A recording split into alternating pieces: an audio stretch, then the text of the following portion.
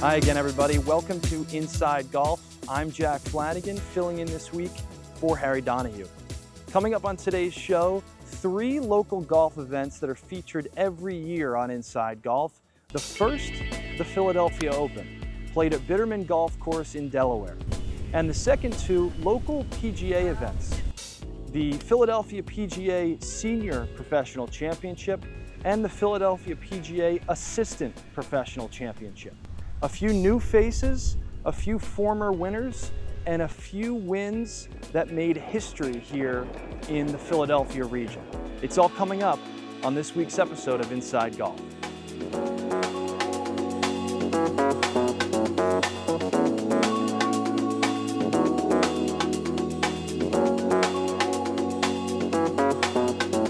The 28th season of Inside Golf is presented by Destination Montco Golf, the first tee of Greater Philadelphia, the Philadelphia Association of Golf Course Superintendents, the Golf Association of Philadelphia, GAP, Jersey Man and Philly Man Magazine, and Inside Golf's partner since 1998, the Philadelphia section of the PGA.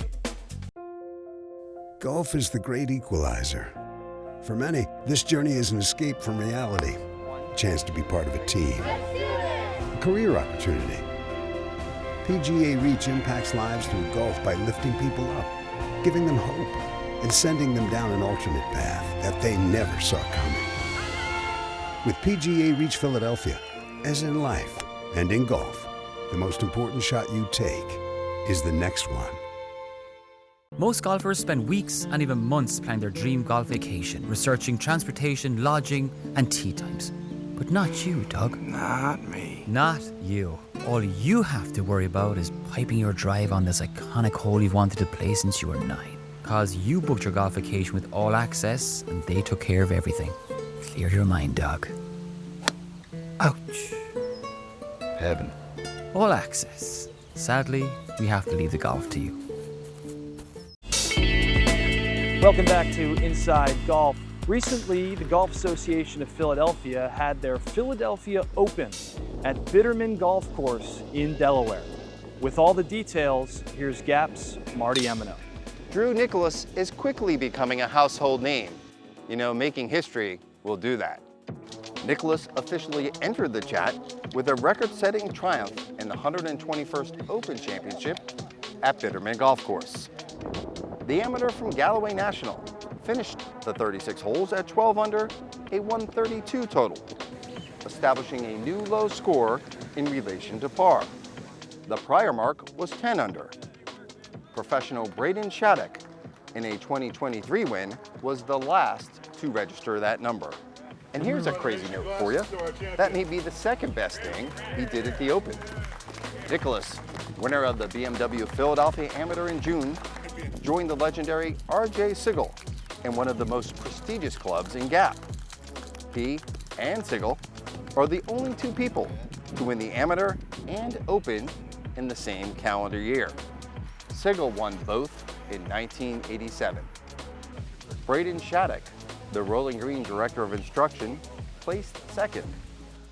Shattuck, as previously mentioned, may have seen his scoring record fall to Nicholas, but his consolation prize will do. Shattuck earned the $8,000 low professional prize. The Open returned to Bidermann for the first time in 50 years. Its last visit in 1975, ironically enough, was another R.J. Sigel moment. Sigel registered a historic 12-shot victory that year, a record that still stands today. Sigel, known for his steely game, would have approved of the Nicholas second-round moxie. Nicholas entered the final 18 holes a stroke to the good after setting a Bidermann competitive course record 65 the day before. Shattuck stood a shot back. Early in round 2, Shattuck sizzled on a hot, muggy day. He birdied 5 of his first 7 holes to forge a 3-shot lead. Shattuck's toward pace included driving number 7 and 2-putting for birdie. Nicholas did what Nicholas does. He clipped a chip on number 10 from 10 yards short of the green to 5 feet and saved par. At that same time, Shattuck's 6-iron sailed long off the tee after the wind direction change. He missed his 5-footer for bogey. Just kind of hit the turn and it seemed like there was saran wrap over the hole. No matter what I did, I couldn't get the ball to go in. Hit a lot of good shots. Either the wind would change midair or I'd miss a 3-footer over and over. But I played good overall. I can't complain. Drew played great. It was hard to keep up with him today. On the short par 3 11th, Nicklaus dropped an 8-iron from the sky to a tucked left hole location guarded by waters and bunkers to 6 feet. Shattuck too found the putting surface, though a bit farther away. He rolled his 18-foot birdie try 4 feet past, and the follow-up missed. Nicklaus converted his birdie try, and both players now stood at 9 under. On number 12, Nicklaus retook the lead for good. He hit a classy nipped pitch from 30 yards to 3 feet and made birdie. Shattuck's third, from the right rough short of the green, stopped 20 feet shy of the cup. His birdie putt missed. Nicklaus now was 1 to the good. The two remained that way until the par 5 15th. Nicklaus's drive landed in the right fairway bunker, forcing a layup. Shattuck, with an opening and an opportunity to maybe retake the lead and reach the green in 2, watched his 2-iron from 250 yards drift into the left greenside bunker. Nicklaus responded in championship form. He dropped a dart of a wedge from 60 yards to 8 feet and made birdie. Shattuck could only manage par. Nicklaus added another red circle on number 17 for some icing. A huge accomplishment. I'm not like this a lot, but this one feels really good and I'm really happy to get it done. It was a huge goal, so everything worked out. I'm thankful. As far as the round goes, it was like mental warfare out there. It was brutal, because I was up 2, and then I think I was down 3 heading into the back 9. Just kind of vibes were low. I wasn't upset, I was 1 under playing fine golf, but he was winning it, and I was just kind of staying in there. I just had fun out there, I don't know. It was great. I kept telling myself all day, how great, or how lucky am I to do something that would be pretty cool to do. And that just stayed in my head all day, even when I was 3 down, and then on the tee when I was 3 up on 18, it's just nice to have the opportunity to do something cool. Drew has now won 3 of the 4 Gap Major Championships. He also won the 2022 Patterson Cup. The lone remaining trophy to conquer is the Middle Amateur Championship. Here's the deal, he's not even eligible to compete yet. Drew is only 23, and the minimum age for that is 25. So we'll see him in a couple years. Reporting for Gap, I'm Marty Emino. Thanks, Marty, and congratulations to Drew Nicklaus. Quite a summer of golf he's having, and making some history as well, being in the same sentence as Jay Sigel. Not many people can say that. All right, coming up next on Inside Golf, 2 local Philadelphia PGA events. Stay with us. The Golf Association of Philadelphia. Founded in 1897, GAP is the nation's oldest regional or state golf association. We serve amateur golf in Eastern PA, Southern New Jersey, and all of Delaware. GAP welcomes all golfers, junior or senior, male or female, public or private. Join the Golf Association of Philadelphia today. Our mission is always to preserve, protect, and promote the great game of golf. Before you tee it up, look us up. Visit gapgolf.org to find out more.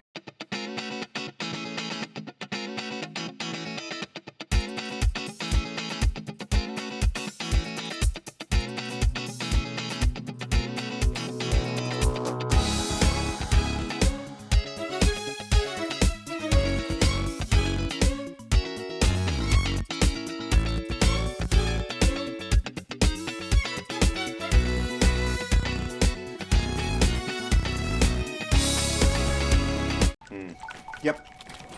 It's time to unplug in Montgomery County, PA. Side effects may include moments of euphoria, a rush of culinary cravings, and a lot less screen time and more weed time. Welcome back to Inside Golf. Recently, the Philadelphia section of the PGA had their Senior Professional Championship at Spring Ford Country Club. Let's take a look at how it went down. Springford Country Club in Royersford, Pennsylvania, measured 6,700 yards, par 71. During championship week, the heat index exceeded 100 degrees Fahrenheit, so hydration stations and shaded patios became mandatory stops between shots. The Philadelphia PGA section staged a 36-hole championship over 2 days, with the top 6 finishers earning berths in October's National Senior PGA Professional Championship. John Pillar of the Country Club at Woodlock Springs arrived as the defending champion and a 3-time winner. After an opening 68, he carried a 2-stroke advantage into the final round, seeking a 4th title in 6 years. The championship's second morning belonged to Springford. Firm, elevated greens rejected anything short of precise. Pillar slipped to 2 over for the day through 7 holes after a missed club tee shot at the par 3 7th settled in native grass. Brian Kelly, representing the Titleist Fit crew, closed the gap, posting consecutive birdies at 8 and 9 to move within 1. Pillar steadied himself at the turn. A controlled wedge on the par 4 10th produced a tap-in birdie and restored momentum. He added red numbers at 12 and 13, but the decisive stretch came late. On the par 5 16th, he reached the green in 2 and 2-putted for birdie. A 20-foot curler fell in on 17, and a precise approach on 18 set up a 3rd straight birdie. The closing surge completed a second round 70 and a 36-hole aggregate of 138, 6 under par. Pillar's 4-shot victory over Kelly marked the first successful title defense in the event's recent era. His 4th senior crown tied the modern section record and underscored dominance that began in 2019. Competition extended beyond the main leaderboard. Philadelphia Cricket Club's Bill Souter secured super senior honors at 4 over par, edging Glen Oaks' Harvey Williams by a single stroke. The championship advanced 6 Philadelphia section members to the national stage: Pillar, Brian Kelly, Stephen Swartz of Carlisle Country Club, Dave McNabb of Applebrook, Frank Benzel of Galloway National, and host professional Rich Steinmetz. Bent Creek's Terry Herzog earned the first alternate position, followed by Mark Sheftick, John Cooper, Hugo Mazzalupi, Brendan Post, and Kevin Edwards. The Philadelphia PGA section credited Springford's membership, management, and agronomy team for presenting championship-ready turf under extreme conditions. Now let's turn to the 2025 Philadelphia PGA Assistant Professional Championship, which delivered a first-time winner and a new group of national qualifiers. Whitemarsh Valley in Lafayette Hill, Pennsylvania played 6,600 yards, par 72, a George C. Thomas design best known for hosting the PGA Tour from the 60s through 1980. Greens ran firm and fast with a heat index above 95 degrees. The championship spanned 36 holes in a single day, with the top 6 eligible finishers advancing to November's National Assistant PGA Professional Championship in Port St. Lucie, Florida.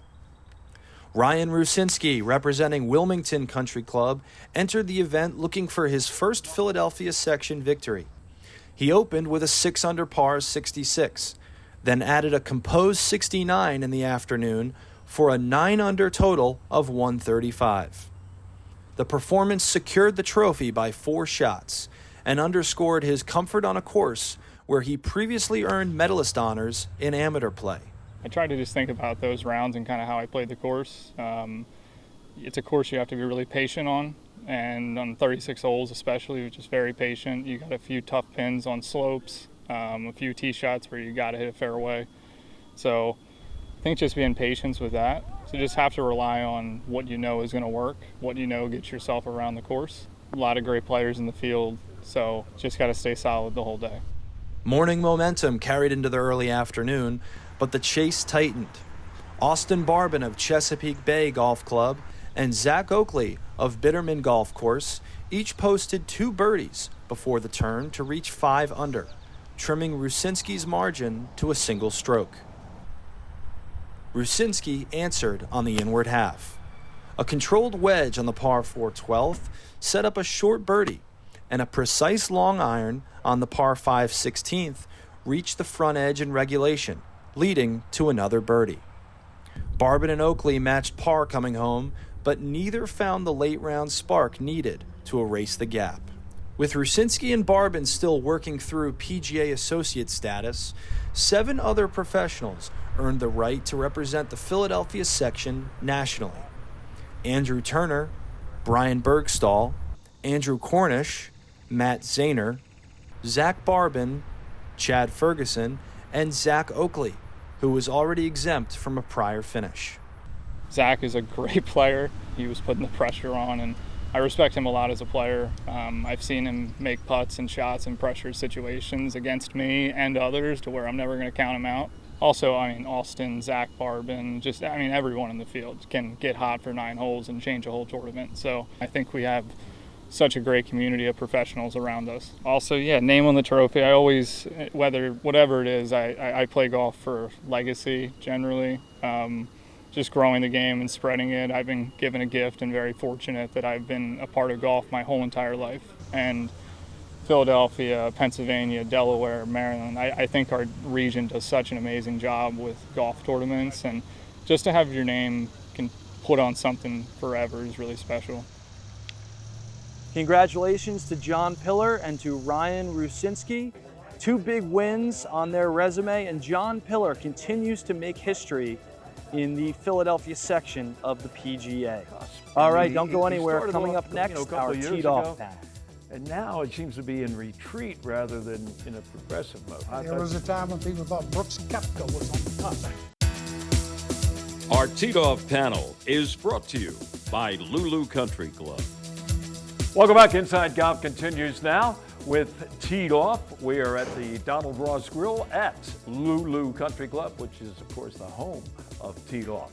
Joining us today from the Golf Association of Philadelphia, where he is, a man of many talents, including Director of Operations. That would be our good friend Marty Emino. Marty, good to see you. Harry, good to see you. Newcomer to Teed Off from All Access is Dan Dillon, and Dan's title is Chief of Staff, which means he plays almost as much as anybody else on that staff when it comes to playing the game of golf. But good to have you join us. Thank you. Joe Logan, probably our senior member of Teed Off, goes back way back to Inside Golf and Teed Off. Before you. Before you even start. That's going back. Before you even started MyPhillyGolf.com. Yeah. He was just a beat writer for golf at the Philly Inquirer.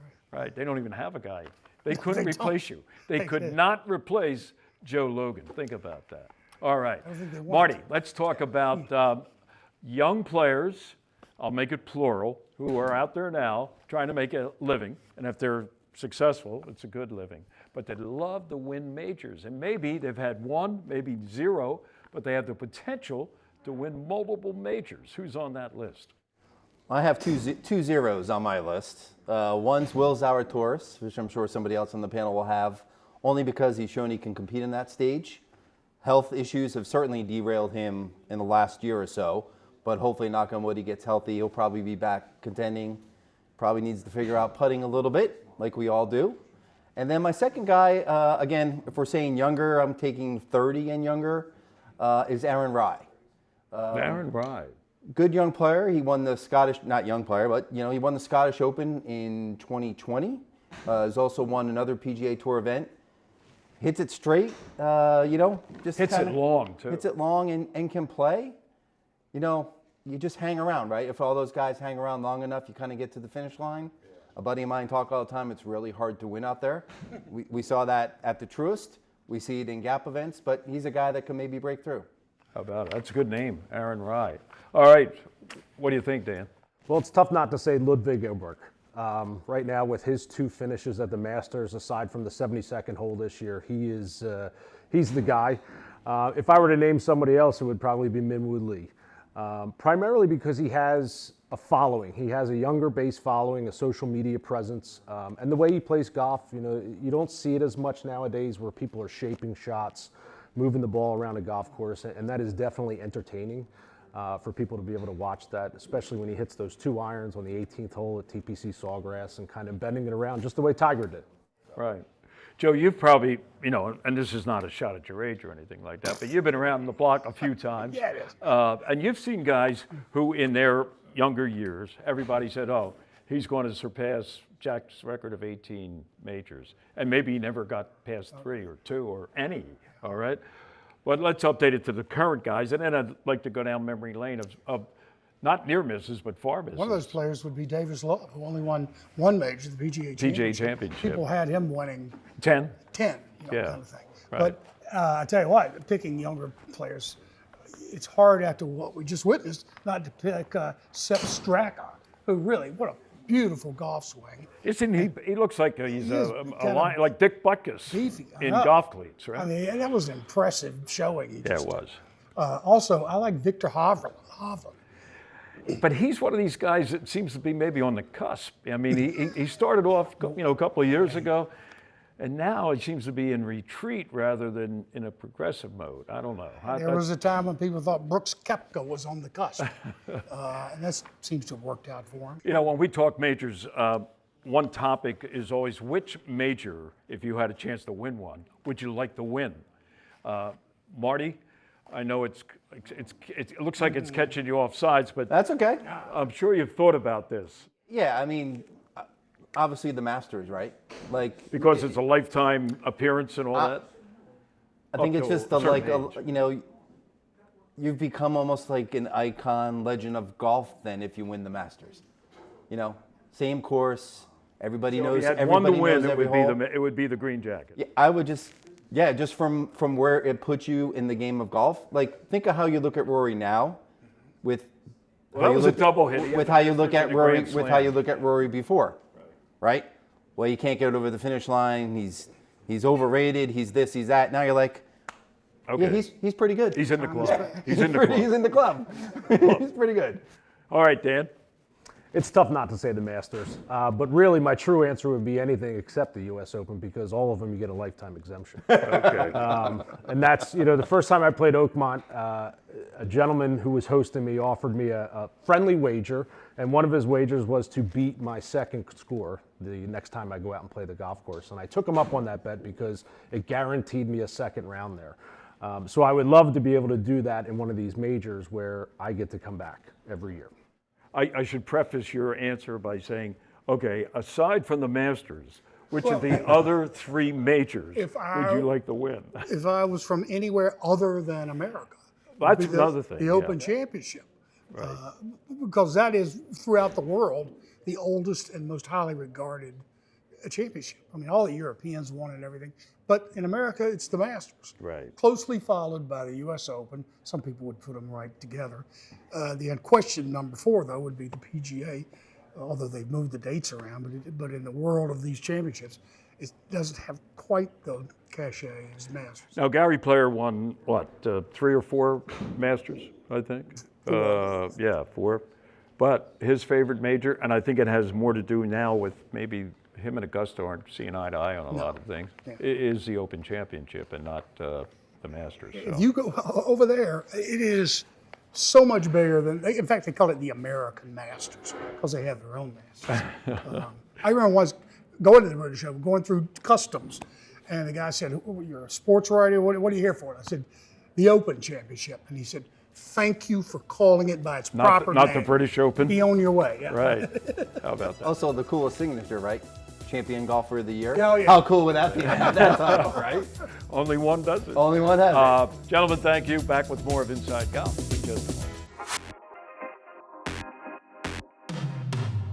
Hi, I'm Coach Z, PGA Director of Instruction at Overbrook Golf Club. I'm here with my student Aiden, who's struggling with his lag putting, leaving his second putt too far from the hole. Most people struggle because they underread every putt. I have 2 tees out here, one for the low side that can still make it, and one for the high side that can also make it. Most people leave it too far from the hole because they choose a line that is too low and it takes the break and curls off too far from the hole. Aiden here is going to use these 2 tees as a slalom to go around on the left side and hopefully get this close to the hole.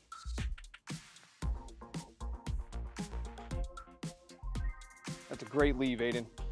If you're struggling with your distance in putting, use this tip or go see your local PGA golf professional. J. Wood Platt Caddy Scholarship Trust is the official charitable arm of GAP. The Trust's mission is to financially aid and empower qualified caddies and those working in golf operations in the pursuit of higher education. Over $25 million has been awarded to more than 3,700 caddies. J. Wood Platt's Empower program strengthens scholarship investment dollars by providing our scholars with exceptional benefits. Visit our website, plattscholar.org, to learn more. Hi, Tony Salucci with the Beacon Group of Companies. If your company has between 50 and 500 employees enrolled in your health insurance plan, there's a really good chance we can reduce your costs significantly and increase the benefits employees receive. How do we do it? We put you together with several thousand employers of a similar size across the country, so your company can get amazing buying power. Schedule a conversation with one of our employee benefits specialists today at mybeacongroup.com. Thanks for watching this week's episode of Inside Golf.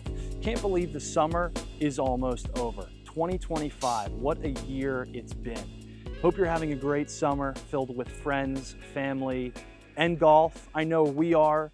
We've had a great time bringing you these stories all year. Just can't believe it's almost fall.